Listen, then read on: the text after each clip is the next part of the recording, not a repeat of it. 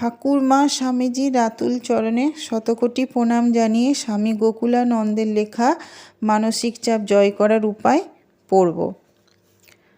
শূন্য মনোগতি বলতে কি বোঝানো হয়েছে তা পড়ব। শূন্য মনোগতি বলতে এর মানে এই যে আমরা আমাদের অন্তর্নিহিত প্রচণ্ড শক্তি সম্পর্কে আদৌ সজাগ নই। স্বামী বিবেকানন্দ আমাদের বারংবার স্মরণ করিয়ে দিচ্ছেন, মানুষ মানে একতাল মাংস নয়, মানুষ সর্বশক্তিমান, পবিত্র, এক অসীম শক্তি। তিনি আরও বলছেন যে যদি আমরা একবার আমাদের এই অন্তর্নিহিত সহজাত স্বর্গীয় শক্তি সম্পর্কে সজাগ হই এবং যদি তাকে আমরা প্রকাশ করতে পারি, তবে শক্তি, সামর্থ্য, পবিত্রতা আর জগতের যা কিছু মহার্ঘ অনুপম আমাদের করায়ত্ত হবে। কিন্তু আমাদের এই সীমায়িত শরীর খাঁচায় লুকিয়ে থাকা অসীম শক্তির কথা উপলব্ধি না করার অর্থই হলো শূন্য মনোগতি নিয়ে জীবনতরী বওয়া। কিন্তু একবার যদি আমরা চেতনাপৃষ্ট হই যে আমি এক স্বর্গীয় শক্তির আধার, পুরো পরিস্থিতিটাই তবে বদলে যাবে।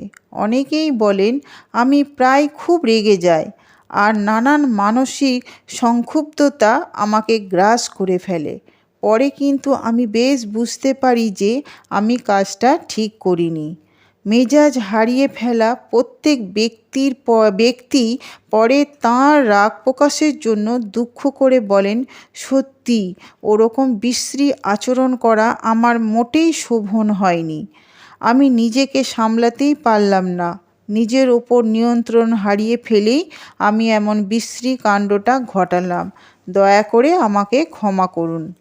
এসব তো আমাদের রোজকার অভিজ্ঞতা, কিন্তু একবার যদি আমরা আমাদের অন্তর্নিহিত দেবত্ব সম্পর্কে সচেতন হই, আমাদের অসীম শক্তি সম্বন্ধে সচেতন হই, উদ্দেশ্যহীন জড়দগবের মতো আমাদের পথ চলা বন্ধ হবে। আমরা উপলব্ধি করতে পারবো আমাদের অন্তরে নিহিত বিদ্যুৎ স্ফুলিঙ্গের মতো দৈব শক্তির চূড়ান্ত সত্যতাকে।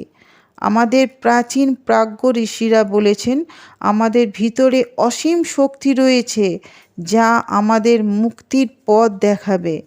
এতদিন পর্যন্ত আমরা বেঁচেছি হতাশায় আর অন্ধকারে। আমরা উপলব্ধি করিনি যে আমাদের মধ্যে একটা চেতনার সুইচ রয়েছে। এই সুইচটা একবার জ্বালাতে পারলেই আমরা উদ্ভাসিত হব এক অনির্বচনীয় সুখালোকে। সুতরাং এ সম্পর্কে সচেতন হওয়ার সময় এখনই, একেবারে এখনই। দেবত্ব নিহিত আমাদের অন্তরেই এবং অসীম শক্তির উৎস যে স্রোত, সেই স্রোতের সাথে নিজেদের যুক্ত করতে পারলেই আমরা সুখী হব, আমরা বাঁচব স্বাভাবিক পথে, অনাবিল আনন্দ হবে আমাদের মধুর সঙ্গী। আজ এই পর্যন্ত। আর আপনারা দুই এক কথায় আমাকে জানাবেন যে আমার পড়া ভালো লাগছে কিনা, আমার পড়ার বইগুলো ভালো লাগছে কিনা, তাহলে আমার ভালো লাগবে। আপনারা মায়ের কৃপায় সকলেই সুস্থ থাকুন, ভালো থাকুন, আনন্দে থাকুন। আমি আমার অনেক রকম সমস্যা নিয়েও পড়ি বইগুলো, হ্যাঁ, তা সুতরাং আপনারা একটু যদি আমাকে বলেন তাহলে আমি ভালো লাগবে আমার।